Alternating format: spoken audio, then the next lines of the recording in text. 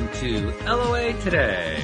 I'm Walt Thiessen. With me today is financial advisor and money coach Jody Lynn Craven. This is your daily dose of happy. We are so happy you decided to join us today. And we're especially happy that we have a special guest joining us who I had the pleasure of meeting at a summit that was held about a month and a half ago, something like that, on the topic of doing podcasts. And I was so impressed by what this gentleman had to say that I said, okay, we got to get this guy into the show. And like he just pointed out to me, it took a while to get here because we've been too booked up. But we did find a time slot, so he is here today. His name is James Hicks. And I got to tell you guys, and he's going to smile when I say this man is focused. He is focused in a big, he is so focused. He has a book named Focused. He has merch called Focused. He has a hat called Focused. This is like the ultimate focused man in the universe. So how's that for an intro, James? How you doing today? I like that. I'm going to make sure and use that for repurposing out there on the other social networks. That's good stuff. Appreciate there you go. Man. Okay. Stay focused on you. Stay focused. Yeah. Gotta love it. Gotta love it. I love it. Yeah, well, plus, like I was kind of teasing you before the show, but it's only a half tease. You have one of the most amazing radio voices I've ever heard. I mean, you told me you have like the electric, you have the little enhancements and so forth. Yeah. But you have a great voice. Thank you, sir. Thank you, sir. My blessings to my parents for, bestilling that on me. But yeah, Roadcaster Pro as well, for bringing in the big bottom and allowing the ambiance to come through. But no. Okay, so we'll give Rode a little bit of credit for that. Just a little bit to Roadcaster Pro. Shouts out to them too, yeah. It's all good. It's all fabulous. But all right, before we go any further, let's give people an idea of who you are, where you come from. You have a terrific podcast. Tell people about the podcast. Obviously, that's the focus of being focused. Yes. But it's also, you have some cool stuff that goes on there. Give people an idea of how that got going and what you do with it. Awesome. First and foremost, Jody, well, thank you for the opportunity to come on to the show today and talk. Yeah, folks, I'm James Hicks. I'm based out of Northern California. An engineering technologist by education and by trade. I am also content creator, and I consider myself an advocate as well, right? So I work with a lot of products, a lot of services, a lot of vendors, OEMs, and things of that nature.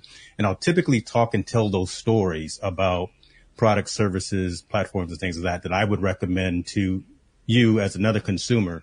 So reviews, product insights and things of that nature. I won't talk about it unless I've actually used it, unless I actually agree with it as well. From a content creation perspective, I'm out here in these streets, man. Listen, I'm out here talking about the social impact of sport. I'm talking about things that are going on from a business perspective, from a financial perspective, also from a technology perspective as well. So I have a number of shows that I stream weekly on my YouTube channel. Talking about all of those topics and all of those subjects, and really just looking to tell stories, right? Reaching out to other individuals and businesses and folks and just telling their story, turning the lights on, pressing record, and hearing what it is that you have to say and sharing that within my community. And we all know the value of stories, man. They are the best. That's what everybody loves. I love a good story. Talk a little bit about the one element you mentioned, the social impact of sports. I was particularly intrigued by that when I saw that on your site. Talk about that a bit.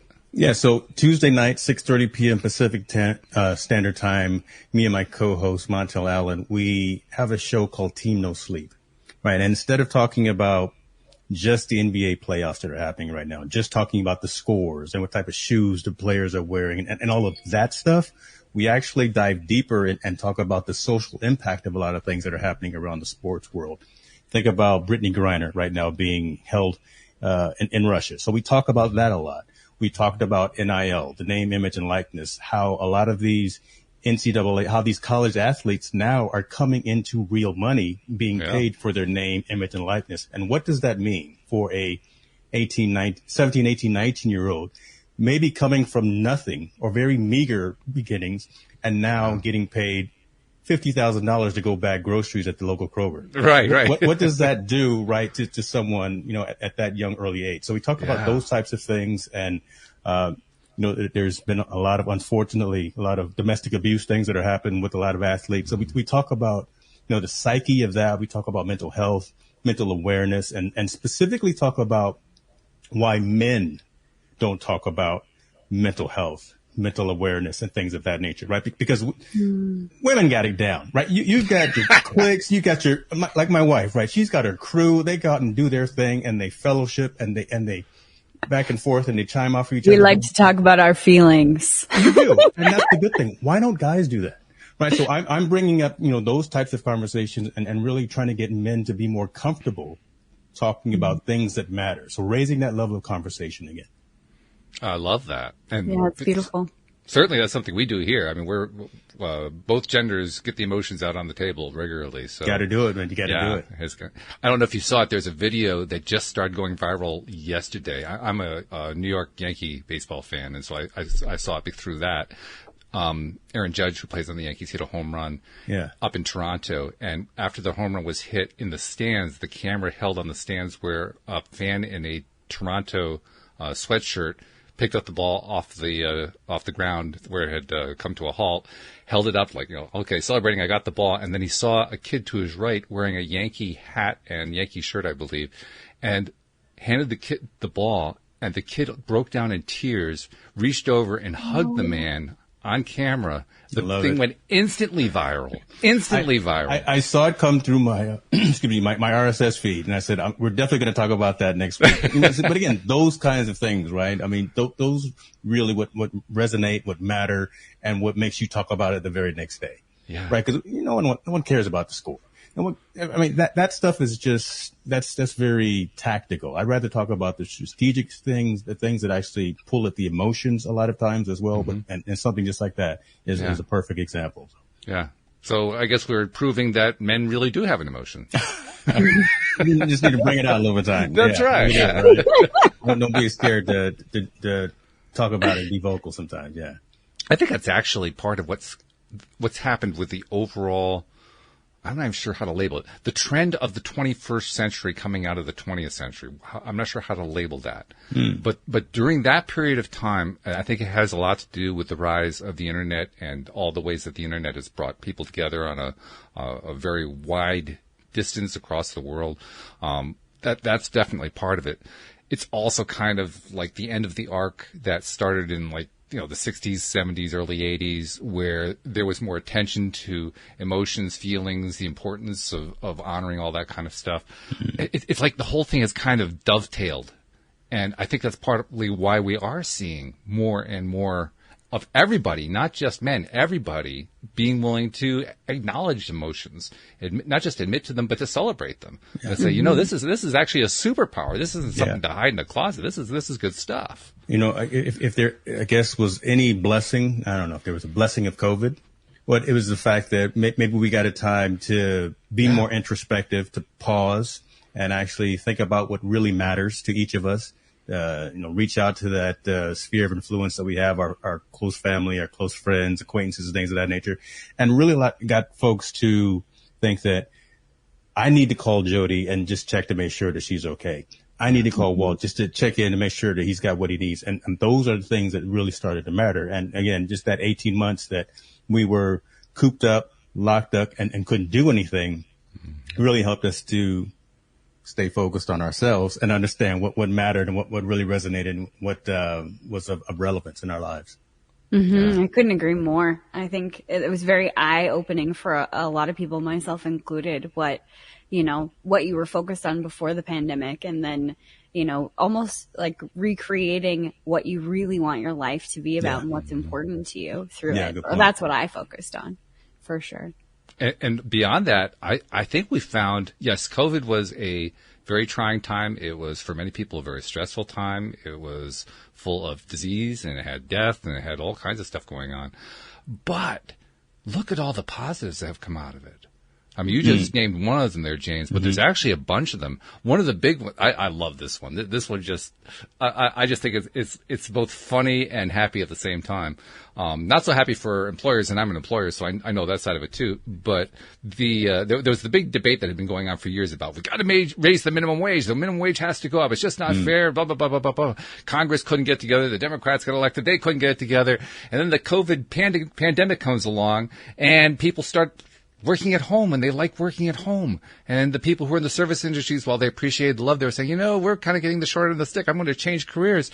And all of a sudden, wages started to go up because people said, I'm not going to do it at that rate anymore. I'm just going to shift something. I'm going to go home. I'm going to take another job. And all of a sudden wage pressure went right through the $15 an hour. Forget that. We're way past that one now. Yeah. That's true. Imagine, well, and I'm wearing my Nike shorts right now. So daytime working hours, but again, comfortable being able to do everything that I need to do, being just connected to an internet connection and have my mobile phone. So we can be productive wherever we are as long as we are productive, right? Really kind of isolate the things that need to be isolated. I can't be sitting here at the house doing laundry when I'm supposed to be preparing for a show with you guys. Or, you learn that part. Yeah. It took a little while. It's a skill. I'm out there cutting the grass, doing laundry, and oh, wait a minute, I'm supposed to be prepping for a show right now. You learn those things. Or the late night COVID purchases. My first one was the Peloton. Oh, really? Okay. So 11:30 at night, I believe, 2 months in, I bought the Peloton. So yeah, they got my money for sure. But And there were so many other things that happened too. I mean, look at the creative ways, because everybody knew they had to kind of stay in their family groups. So families would like create adventure obstacle courses in their backyard for their kids. Yeah. Or, all the birthday celebrations. I thought that was the wildest one. They didn't want to have people in direct contact with each other, so they'd have parades of cars going past the home of whoever was having the birthday. Yeah. Mm-hmm. Yeah. I mean, how creative is that? My daughter missed her, because she graduated high school in the midst of COVID. So she missed her graduation ceremony, but that's exactly what it did. It was a caravan of cars up and down the road. But again, that if there was any blessing of all that, just kind of like you were alluding to, it allowed us to really stop and think about what was most important to us and kind of reevaluate what we spend our time with and wanting to make that time more quality time. Forget the quantity. Quantity, it's more, how am I being more attuned to you with if I just have 15 minutes with you? And I think just again, by being forcibly removed, not just California, not just Florida, not just, the whole planet had to stop, but by having that come upon us really allowed us to be more in attune with what matters and what's most important within our lives. So. And appreciating too, I think is the biggest thing that I got out of it. People appreciate more now than before the pandemic. Most they appreciate definitely. everything more. Yeah. Most definitely. And we all know just how powerful appreciation is. When you have appreciation and gratitude, everything gets better. Everything gets better. Yeah. There are no exceptions. Everything is better. Just amazing. So, yeah. All right. Well, okay. We've done the COVID convert, but that's it. You never know where a show is going to go when I come on, because listen, I'm like, I see a squirrel and we can pivot and deviate and go. You probably got your whole run of show, questions that you wanted to ask about technology or something. And I got you talking about buying toilet paper at Costco during the pandemic. I actually like that. I mean, seriously, we do all of our shows ad hoc. The day that I occasionally just, if it's somebody I'm not really sure about, I don't really have a good handle on what their thing is. Yeah. I'll have some questions on hand just to kind of get the thing started. But that's actually fairly rare. Most of the time it's like, hey, who are you? I'm kind of curious. Kind of works better that way too, right? Let the conversation organically grow. And if there's any comments from the folks that are watching and listening, right, have that engagement as well. So I actually like doing that as well. Just having kind of the framework, right? Hello, this is LOA today, boom, boom, boom, and then go into it. But yeah, I like this format that you have as well, man. I kind of get the feeling yours is a little similar too. I mean, you're working with different people and you have different topics and so forth, but I get the feeling you kind of do it the same way. Very similar. I focus a lot on obviously the content and focus a lot on making sure that the messages resonate with the community. But I'm also a huge proponent of the production piece as well.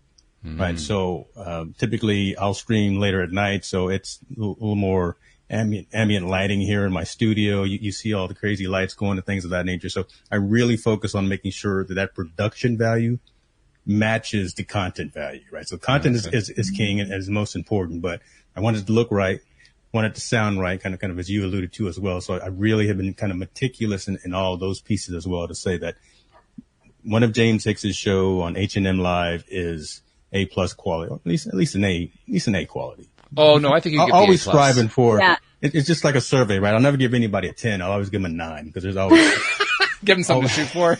there's always something to improve for. But yeah, those kinds of Constant things. evolution. Yeah, definitely. Oh, that's funny. That's You know, it's like, I haven't switched cameras on you yet, but see, now I'm switching cameras on you. Wow. See, these kinds of things are, kind of that extra oomph into the show that I like to make sure happen. But no, it's all good. You just like toys. That's what it is. Oh, Yeah. Listen, Amazon is here every day. The door will ring probably within while we're streaming as well, while we're online as well. So you actually have your own personal Amazon driver, is what you're saying. They do know me I'm kind of like Norm from Cheers. I may have just dated myself with that one, right? I'm kind of like Norm from Cheers, the UPS guy and the Amazon, drivers kind of know me. Yeah, you and my wife, especially in the warm weather, likes to sit out in the sun and just kind of enjoy herself throughout the day. And all of the delivery people know her. Like, oh, hey, I'm glad to see you're out today.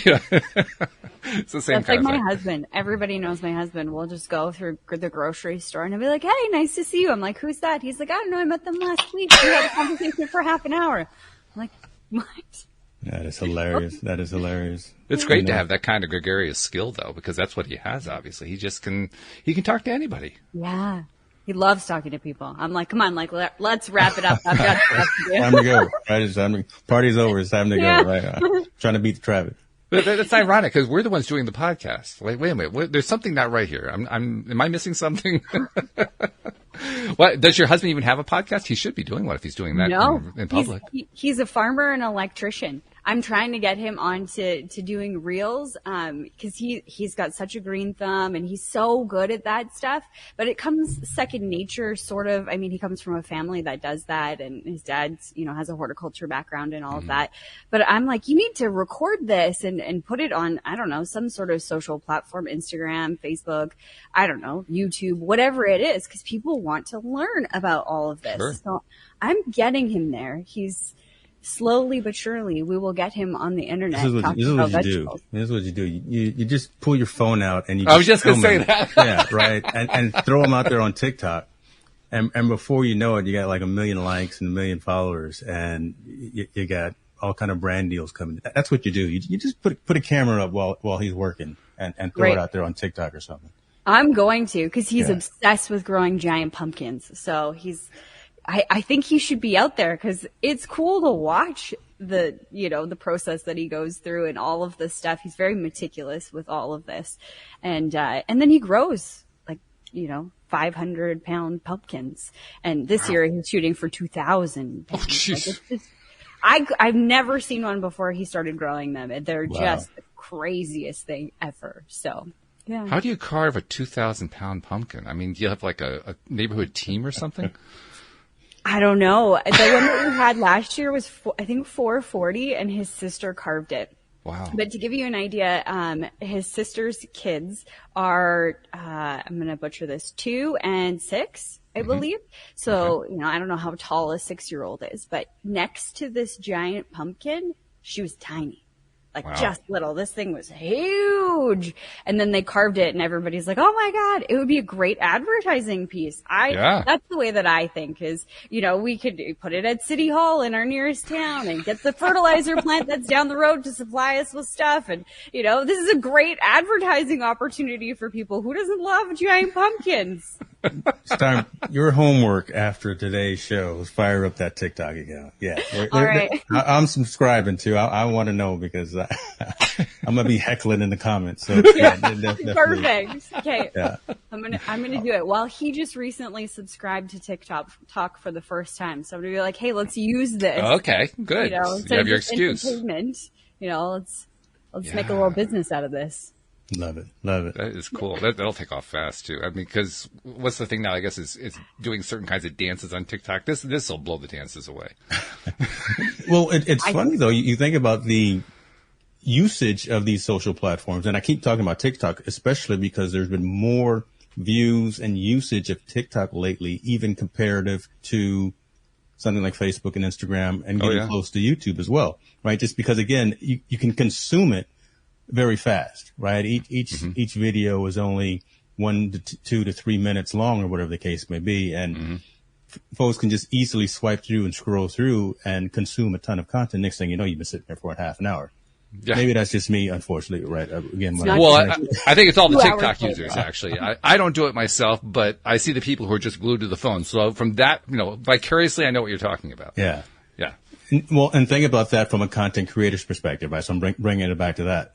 There's so many eyes that are on that platform, again, just for that short period of time, because you can't keep people's attention for a very long period of time. Something like today's show, I'm definitely, so I'm going to be selfish. I'm going to cut this up and I'm going to put it on my TikTok account. It's all about me right now. So, there you go. Well, I'm glad you're focused. That's the important thing. You know your thing. You're focused. You got to stay focused and you got to promote focus. Hey, I get it. That's great. You got to do it. But, again, thinking about it from a business perspective as well. And then you're wanting to grow the audience. You want to grow engagement and things of that nature. And you want to go meet your audience and your community kind of where they are and where they're spending time. Yeah, they're spending a lot of time on Google and YouTube because those are the two biggest search engines on the planet. But they're also on TikTok. And it's not just the kids anymore. It's not just the dances. It's darn near everybody else on the planet. It's on that platform as well. So you kind of got to be there, right? There are certain places that you probably should be, and there are some places that you kind of got to be. If again you want to kind of grow that audience, if that's one of your goals and your objectives. So yeah, I'll be chopping this up and putting it on. I love that. My biggest thing, James, with TikTok and Reels is I feel like I can't get to the point fast enough. I can talk for hours. Not that you want to listen to me for hours. Maybe some people do, but that is a struggle. The struggle is real. Getting me to fit something. I was literally just making a reel this morning and I was like, okay, how do I shorten this up? Like from 90 seconds to 60 seconds. I'm like, oh gosh, I'm going to put it on my computer and start clipping out the tiny little pauses where I can, where it doesn't look kind of stupid. But that's the thing that I struggle with is how do I convey the message that I want in such a short period of time? See, I'm the baby boomer. I don't care. I really don't. I have no problem doing a 1 hour show. Hey, Joe Rogan, he'll go 3 hours on a show. He's got the #1 podcast in the world. If he can go 3 hours, I can go an hour. This is not a tough thing. You're the long form content person. That's right. Yeah. Me and Jody out here trying to reach the masses, and you're just out there after the. Okay, I don't care. Yeah. Well, you want to go after the masses? Hey, fine. That's okay with me. Yeah. That's great. Well, but Walt, you just proved that the masses also go for the long form as well. Look at Joe Rogan. Joe Rogan. Both possibilities there. But I would love to hear your thoughts, James, on how, for someone who's a talker like me, how do you shut up? get to the point. Like, how do I do this and make it look like fun without like, I don't want to answer that. Right when she says, how do I tell me, James, how to make me shut up? No, we're going to rephrase that. Okay. We could rephrase it to how could I make it more appealing for someone who has a shorter attention span? Right. Okay, that works a little bit. I really think it's about being intentional with your message, right? And a lot of times, to be honest with you, a lot of creators aren't doing these on the fly and on the cuff. So they are actually recording them in longer form sessions, going back to their computer and cutting them up in Final Cut or in Filmora or whatever video editing software package that they use, as opposed to just sitting there and going for 60 or 90 seconds and then publishing it. So that's kind of thing. And I'll typically write a script down as well, because I can be pretty verbose. If you didn't notice, I can talk about anything for a long time, but write a script down, be very intentional about that message that you want to put out. Say the important things first. Right. And then, do all of your edits actually on your desktop, on your laptop, or whatever the case may be, before publishing out. Don't think you're actually going to sit there on the Snapchat or the TikTok or the Instagram app, create it and then publish it. That you can, but I think it's more difficult to do that. And you'll gain more, I don't know what the word is, but you'll actually gain more attrition. You'll gain more, I don't like the word influence, but it'll be more receptive, I think, again, if you can coerce it on your desktop and actually do all of the edits there.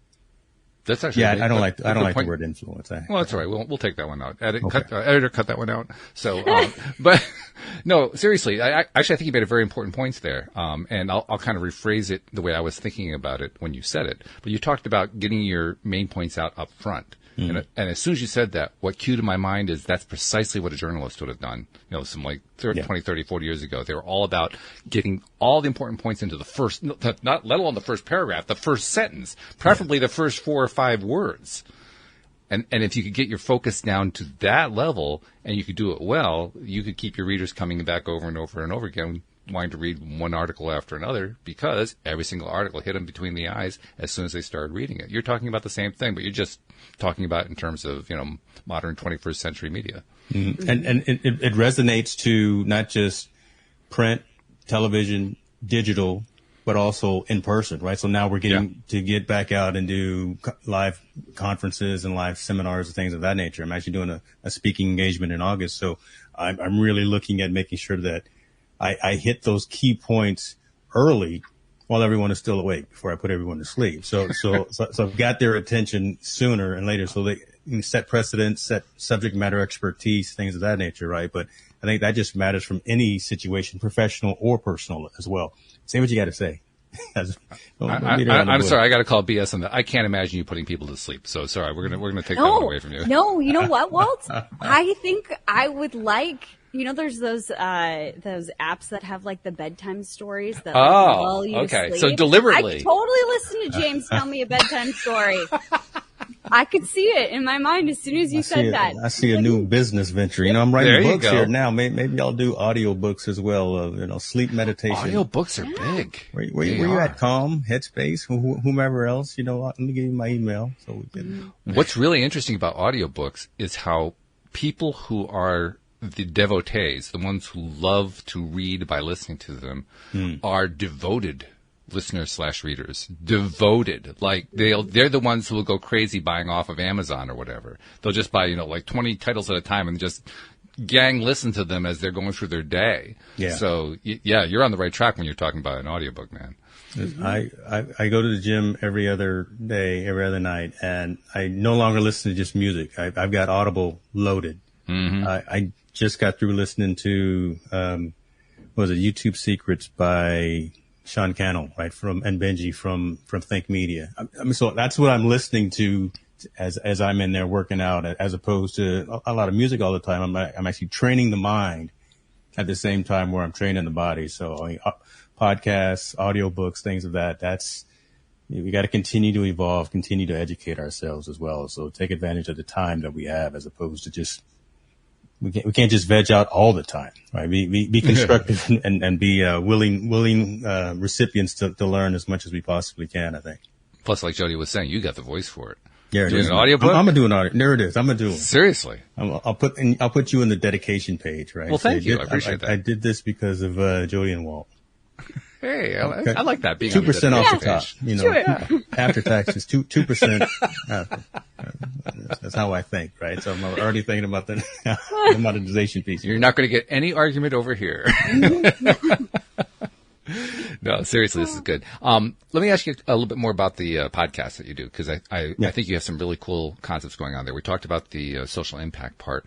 Mm-hmm. When you first created your podcast, everybody who starts a podcast has their own idea of what it is they're trying to accomplish. In my case, I was dirt poor in debt, and I was looking to get free advice from successful people. So that's what I was trying to accomplish. But when you started yours, what was your goal? What was your primary thought that led you to get the thing started? Now, I'm sure it grew from there, but what was the impetus, the initial mustard seed, so to speak, that got the whole thing going? Having video as opposed to just audio.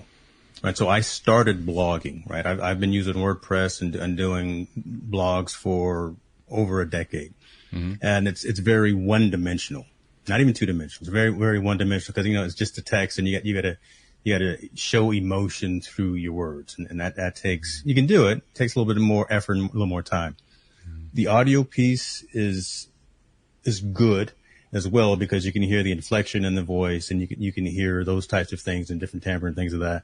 But doing the podcast, and I consider my podcast to be video as well. So You see how I talk with my hands. You see how I move around a lot. So that showing of emotion actually is that 2D, 3D type of feeling that I think that I know the community, the folks that are listening and the folks that are watching can feel as the conversation is going on, right? So they understand that, what James is talking about, he actually is very passionate about whatever the subject matter is that we're talking about. And you can see the emotion in the eyes. I don't have a good poker face. So I will, I'll let it just all pour out here. I've done that a couple of times on the show, right? But again, you actually can see that. So that was my impetus for starting the video piece, because I really wanted to tell those stories and I wanted folks to hear and see them as well and be able to engage with the conversation. Which also ties into what we were talking about before when we talked about, particularly for men, the importance of emoting. Well, you're making a show completely based around emoting. That's what you're describing with the video piece. You're talking about, let me show you how I feel. Yeah. I'm not just going to tell you how I feel. I'm going to show you how I feel. Mm-hmm. Yeah, that's really, really big. So, before we move on, I wanted to give you a chance, Jody. Anything else you wanted to ask James about? Because I have the next idea of where to go with this, but I don't want to leave it behind. Oh my goodness! I'm excited. Here. Let's roll. Well, she knows where I'm going. Because I'm only drinking coffee here, folks, so I'm not sure where they're going to go with this. The coffee may actually help you. That's quite the possibility. No, actually, this is something we used to do on the show a couple of years ago, and for some reason we kind of dropped it, and I'm picking it up again to do it more regularly.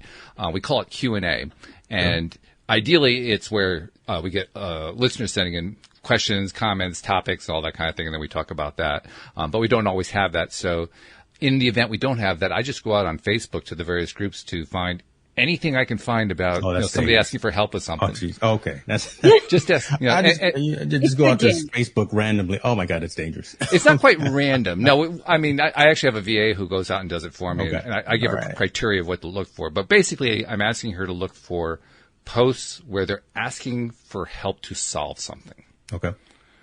And so we treat it like they're asking us, and then we see what would we say to them if they were asking us this particular thing. And they can be all over the place. This could be a drinking game.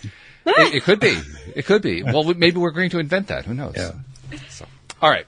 We're all working from home. This will be fine. We don't need any sort of Uber or any sort of ride. This True. could be a drinking game. I love it. Yeah. Be dangerous, but fun, especially live.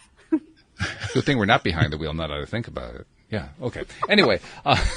Okay. So here's the first one. First one says, has anyone here been able to change themselves for the better permanently regarding aspects of personality more specifically? The person says, I ask this because I consider myself a decent person already. I have several qualities that I'd like to change. I'm too loud sometimes annoying. I ramble a lot. Over-emotional and sensitive, kind of dumb sometimes, and comparatively a weak person. While it's natural to have flaws, it makes me unhappy that I'm like this, especially since others have commented before regarding how loud or annoying I am or how I'm too much at times. And every so often I tell myself to make sure I'm quieter and to only say things that need to be said and not spout random nonsense. I try to subdue my annoying and over-the-top tendencies when I get too excited, but I rarely succeed. Then every time I revert back to my natural flawed self, I'm disappointed and down. I just want to be like other people, more tolerable, more sought after, more loved.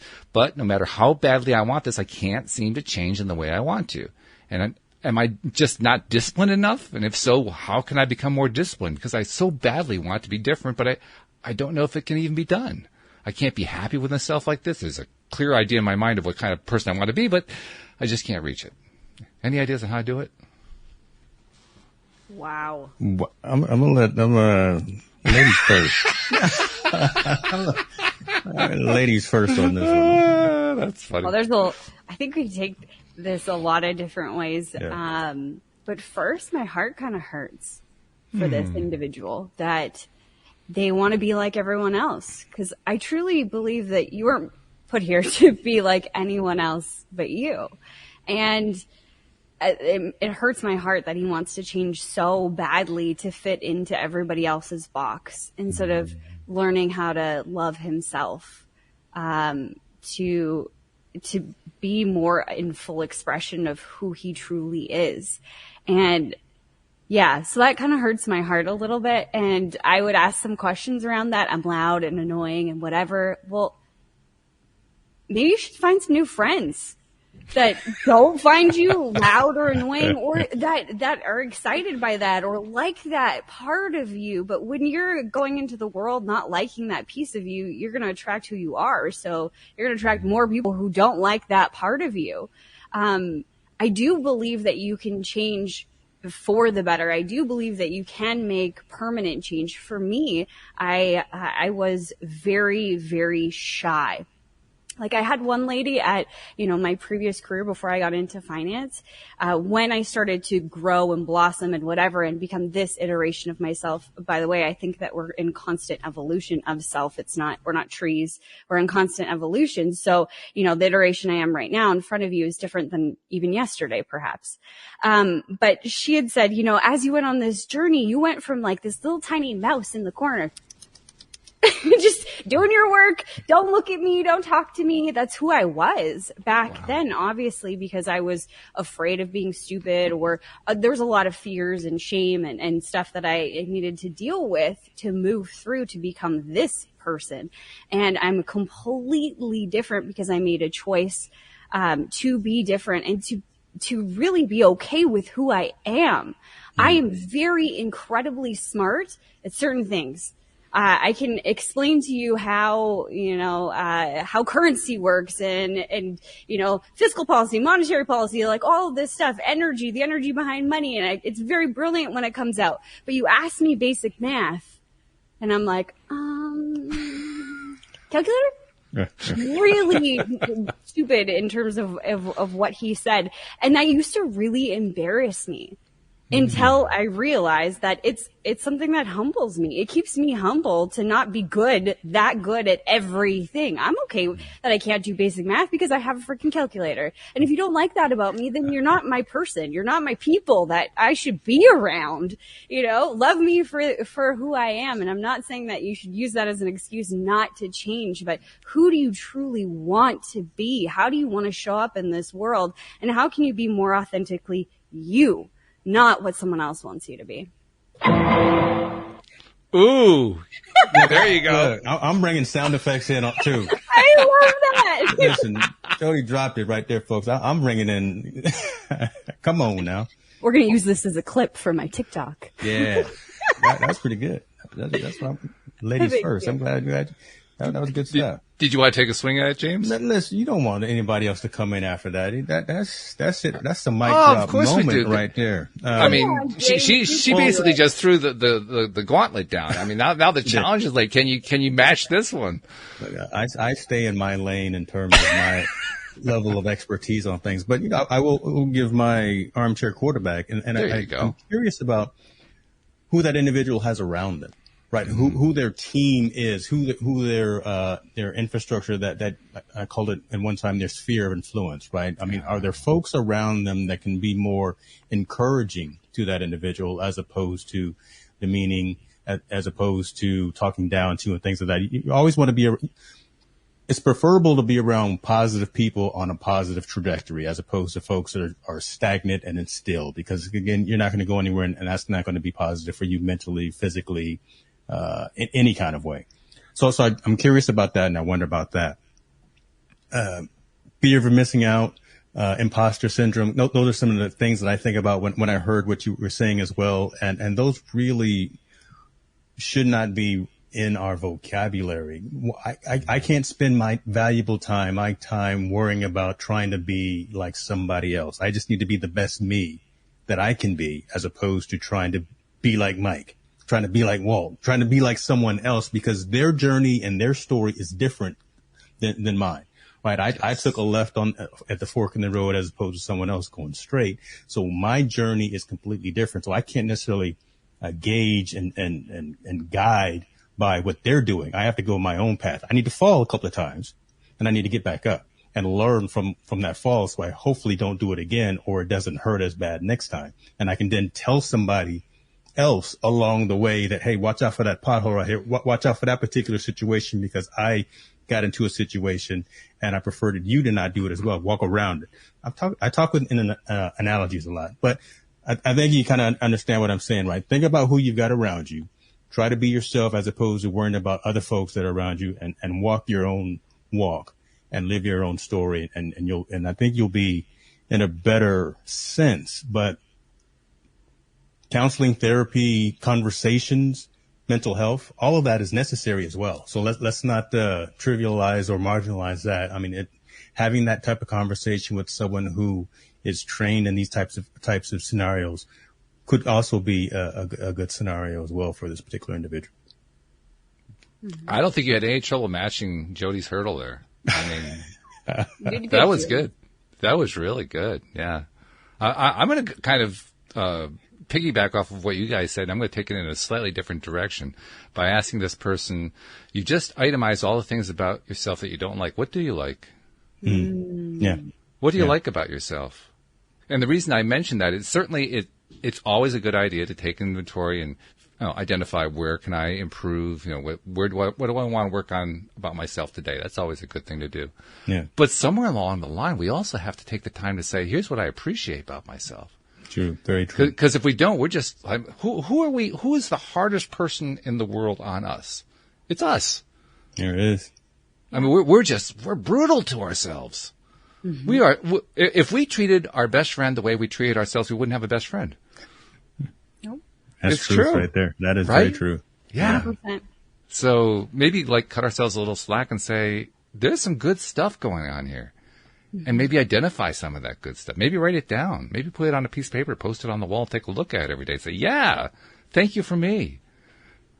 What's your thing there? Focused on me?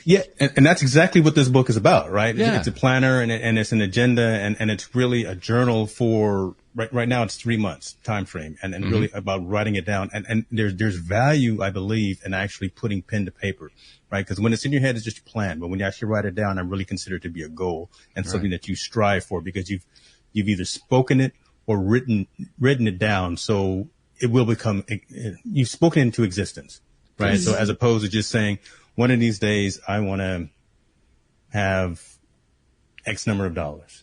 Well, okay, you can say what you want to say, but what are your steps and your hurdles and your milestones that you're going to be tracking and monitoring to get to that, right? Because you want to celebrate those small wins as well, right? You open the retirement account, you've made an investment in this particular company, you've done all of these things and count those small wins as wins until you get to whatever that goal is that you're trying to get to. And a lot of times folks will only see Z and they don't see D, E, and F, which were substantial and which were huge, right? And we forget about those little wins along the way. And those really are the fuel, I think, to get us from D, E, F all the way down to Z as well. Right. Yeah. So, again, I'm a huge proponent of writing stuff down. I got my whiteboard over here on the wall where I've got things written down as well, because if I just say it, I don't think it's real. I've got sticky notes on my screen, literally on my screen. I've got sticky notes. I use the Stickies app on the Mac and I've got stickies all over there. So, that kind of thing, right? Just of things that I want to get done throughout the day and things of that nature. So, Yeah, that's good stuff. Yeah. And I want to reiterate that main point I was trying to make. Be kind to yourself. Mm-hmm. Because if you can't be kind to yourself, how can you expect anybody else to? Yeah. It all starts with us, right? I mean, if I want to have more friends in my life or if I want to change friends in my life, I got to love myself first. Yeah. Mm-hmm. And it begs the question, like, why do you want to change that piece of you? If you're loud and obnoxious, okay, what is loud and obnoxious? Like, actually quantify what behavior is loud and obnoxious and who says that is loud and obnoxious. Are you using someone else's definition, someone else's, expectation of you, or are you using your own? And if you were their definition, what would it mean about you? I'm a bad person. I'm awful. People can't stand to be around me. And is that true? Or is that one person's perspective? And do you want to live by their perspective or their expectation of who you should be? Or should you be your own? Yeah, one person's loud and obnoxious could be another person's honest and direct. Exactly. Right. Exactly. Yeah, absolutely. My, silliness with math provides a lot of laughs for people. And I'm okay with that. And that's not taking yourself too seriously, which is wonderful. Yeah, exactly, as well. Right. You got to stop, smell the roses, enjoy the flower, all that stuff, right? I mean, we hear it said all the time, but there's truth in that.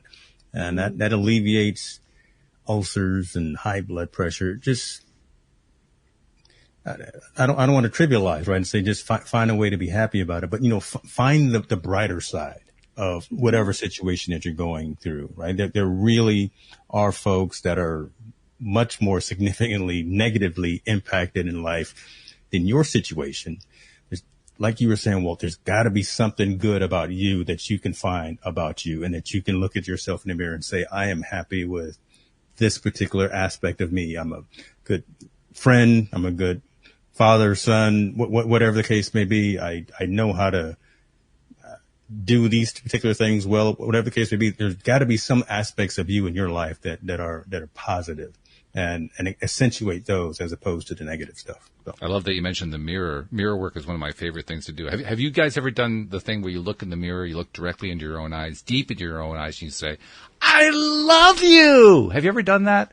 It scared the bejesus out of me the first time I ever did that. But I've said a few other things to myself. not that one. No. Coming from the female perspective, I struggled with body issues for a long time, and not that, it's 100% clear or, cleaned up or anything like that. Again, I think we're always in an evolution, but I started doing mirror work with my body, like just standing there and saying, I love you to the pieces that I was previously hating, or beating up, or thinking that they should be different. And that dramatically changed the way that I look at myself. Wow. And actually changed my body. Like, I've lost like 30 pounds like that. So the first time I tried to say the I love you, I couldn't say it the way I just said it. The first time I said it, it went kind of like this. I was like trying to avoid looking at my own eyes, kind of like squinting, and I'm like, I love you. Oh God, I can't do this. That's the way the first one went. Yeah. The second one was a little bit better. More than anyone else, right? You know something's wrong with it. Oh. Well, that's also what it kind of told me. Yeah, I can see why this is important, because I'm having such a hard time with it. Mm-hmm. So if I can get past this, I think there's going to be a gift at the end of it. And boy, was there ever. I mean, just doing the exercise of looking in the mirror and giving myself pats on the back and approving of myself every single day, which I did for, I think, like a 45-day period. At the end of that, man, I was flying. I had more self-confidence than I'd ever had previously in my entire life combined, just from doing that exercise. I think that's a good exercise to recommend to the individual who asked the question. Yeah. Well, I recommend it to anybody and everybody, because honestly, I think probably the best thing we can all do for ourselves is build up our own self-esteem. Yes. Yeah. Falls under that whole umbrella of self-affirmation, self-care, right? Self-help, all of that, right? Being happy and comfortable in who it is that you are. You can't take care of anyone else until you take care of yourself. Absolutely. Right. You can't like anybody else unless you like yourself, and onwards and upwards. But, that would be a good next step to communicate to whoever it was that wrote that particular, question. It's like the analogy of the flight attendant who gives you the instructions on what to do in an emergency at the front of the plane. In the event of emergency, put a mask on your own face before you put one on your child's face. There you go. It's the same thing. Got to take care of yourself. You got to do it. Because you can't help the child if you're passed out. It doesn't work. Right. Doesn't work at all. all. Help anyone if you're dead. Say that one more time for the people in the back of the room there. Because it's true. You have to take care of yourself before you can take care of somebody else. And you have to love yourself before you have love to give to somebody else. That's true right there. In order to give love, you have to have it first. Mm-hmm. You can't just suck it out of the ether randomly at will on cue. You have to actually hold it in your heart first before you can give it anywhere. And in order to hold it in your heart first, you got to love yourself first. So it really does come first. Yeah. Okay. Well, that was a successful. Let's try one more. I don't think we have time for more than one more, but let's try to do one more because I like the way that one came out. This is shorter. This one says, hi all, nothing too convoluted. I just want advice as to how to become more confident and learn to love myself. Gee, I wonder where this one comes from. I've always been quite insecure. Yeah, right. No, it's actually a different group, actually. I've always been quite insecure and critical of myself, which is exhausting not only for myself, but for those around me. What are some things I can do to feel more comfortable in my own skin Any good or empowering mindsets to live by? I thought that was an interesting choice of words there, too. Ooh, James, you should go first this time. Yeah, I mean, ditto, right? I mean, again, these types of things, it's interesting and it's actually unfortunate that these are the most prevalent types of conversations that folks are having. Yes. When they're alone, 10 o'clock at night, sitting in their living room or whatever, looking at the computer or whatever, and typing things out, asking for help. These are the long form conversations and questions that folks are looking for. This is what people are searching on Google for, right? How do I find happiness? How do I find just comfort in me? That kind of thing. So, I mean, that's an unfortunate thing right there. Not to think about that from a full societal perspective, but it really is making sure that you have the right people around you who can be positive, can be beneficial, can be uplifting in your world. If you are a spiritual person, lean towards that. If you have family close to you, definitely lean towards that. If they're positive, but, you know, some of those relationships, even within family, can be, I don't want to say toxic, but I'm going to say toxic. But, you know, and folks really do go to school and become professionals in terms of how to work with and how to help folks get out of these slumps, right? There really is value, I believe, in having a conversation up front, out loud with individuals to help you talk through these situations. Trying to do it alone is almost as detrimental as opposed to just not even addressing it, right? If you think you can fix your situation by yourself, you're incredibly mistaken. You really need to collaborate. You really need to reach out, put that hand out, asking for assistance, asking for help. That's what they're doing by asking these questions as well. But again, I'm going to lean back and go back to, because it's very similar to the last statement that you read. Make sure you got the right folks around you. Make sure that you find the positive within yourself, accentuate that as opposed to the negative. But again, really look to folks who can have those deeper level, meaningful conversations with you to help you get through these potholes, these pitfalls, and these valleys and find some of the sun. Yeah. Yeah, you're touching on something that's actually one of my favorite topics. And I've mentioned it many times. I'll mention it once more. A study done by Sean Aker, who's one of the spokesmen of the positive psychology movement that has emerged in the field of psychology over the last 20, 25 years. And he did a study when he was at Harvard in which he demonstrated that there is a correlation of 0.70 between the social circles, the social connectedness of a person, and whether or not they're going to be successful in life, in whatever it is that they're trying to be successful with. And 0.7 doesn't sound like a lot. I always use the same analogy. It's actually a lot. And the way to know that it's a lot is that the correlation between smoking cigarettes and getting cancer is 0.44. So this is 0.7. Wow. Yeah. It's a huge correlation. So totally seconding what you're saying there, James. You want to take a look at who your social circle is. Yep. I can say from my own experience, I know that that's important because one of the best things that came out of doing a podcast is how it grew my social circle, and it grew it in ways that were just fabulous because I was growing it with people that I really loved and respected and learned from and looked up to. And wow, I can't imagine a better way for me to have built my social circle than by doing my podcast. So I know the value. I know what it's done for me. I know what it's done for me in my life. I know how much I've been able to grow because of that social circle that I have. Plus, I get to do a good podcast, which is even better. Win-win, brother. Win-win. Absolutely. Absolutely. Yeah. That's right. Do you want to take a stab at this, Jody, before we move on? I mean, we've done a lot here, but I feel like we covered a lot, mirror work. I think it's a building process. I was trying to reflect back on what I did. And to build some self-esteem, some self-confidence, going from that little mouse in the corner. By the way, I love the mouse noises. I just wanted to tell you, you did great mouse noises. Thank you. That was exactly how she described it to me. A little mouse. I don't think I have any mouse noises in my. Let's see. Those are close. That's close. It's super close. Yeah. I remember that's when I had started in financial services, and, you know, my life went crazy financially, and I decided that's what I was going to do to move through it, was learn what my mistakes were. And I remember the company that I chose to start with part-time, I was like, nobody knows me here. So nobody knows who Jody is. So I get to be whoever I want. And that was the question that I started with. Who do I want to be? What do I want to be like? And I come from a family that is, you know, I have a very confident brother. We're very close in age. Everybody thought we were twins. He was a rodeo clown and a chuck wagon driver and Nice. like all of these things. And like my dad, both very strong men that I looked up to, that everybody looked up to. People would kind of like flock to them.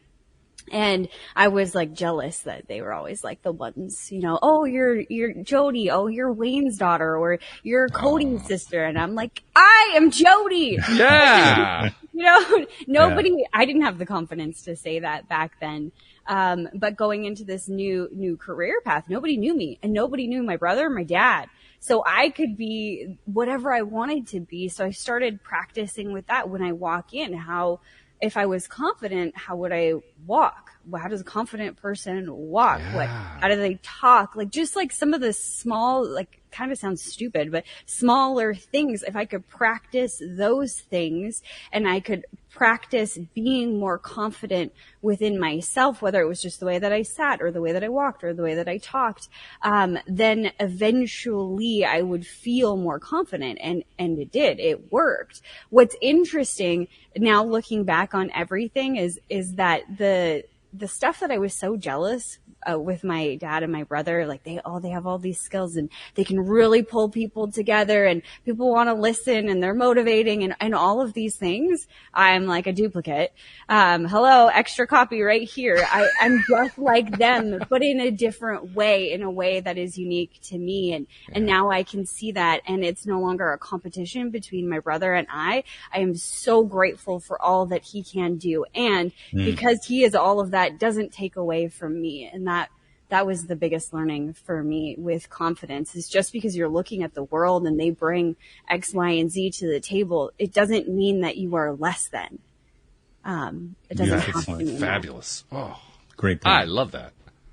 Absolutely love that. Oh my goodness, that's fabulous. I'm not saying another word because, again, Jody's, she's dropping mics everywhere and dropping It's gems crazy. on these people. here all day, James. You know, Wow. I'll be here Holy all cow. week. Huh? I love it. Yeah. All I can say is I wish we had more time, because this is great. I'm just enjoying this, but we are running out of time. We try to keep it to as close to an hour as we can. So before we part company, first of all, thank you, James, for being on the show, but also tell people how to find your podcast, how to find your merch, how to find your book, how to find the 3-month journal, and all that good stuff. How do they find all that stuff? This thing and everything, right? First, again, man, appreciate you guys for having me on the show. Everything lives at my site, hicksnewmedia.com.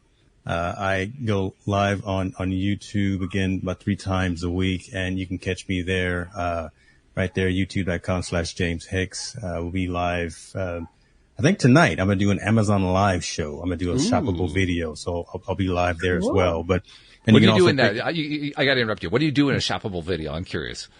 So the last one that I did was home office accessories for the stay at home, work at home life. So I did my monitors that I use, my speakers. I did, the lighting that I have. I did some, the chair that I have, all of those types of things. And I just really highlight those, put them in the carousel, and have an engaging conversation with people as they join into the stream. This next one is going to be specifically focused on content curation and live streaming gear. So I'm going to talk about microphones. Cool. I'm going to talk about audio equipment and cameras and things of that nature. But yeah, everything really from a content creation perspective starts at the YouTube channel, and then I funnel it out and feed it out to all of the other networks. And the reason being is because the majority of my community is there. So again, I put out content that resonates with the community. You tell me to put out a particular video or tell a particular story. That's what I'll do, because the channel is for the community. It's not for me. But yeah, from finding out about me and what it is that I do or wanting to schedule a time with me, go to hicksnewmedia.com. You can also find where the merchandise is. You can also order the book from either Amazon or from the website, and all the links are there at hicksnewmedia.com. Wonderful. Just wonderful. James, I treasure this. I am so grateful that you took the time to schedule and be on the show. You basically rewarded me in every possible way because I was thinking, boy, this is going to be good. And it was good. It was really good. So, yeah, thank you so much. This has been wonderful having you on the show. And Jody, as usual, hey, just tell this to Cody on my behalf, right? He better watch out. I will. He better watch out. I'm going to clip that recording. Jody Lynn is in town, let me tell you. And thank you to all of our podcast listeners everywhere. We'll see you all next time here on LOA Today. Goodbye, everybody.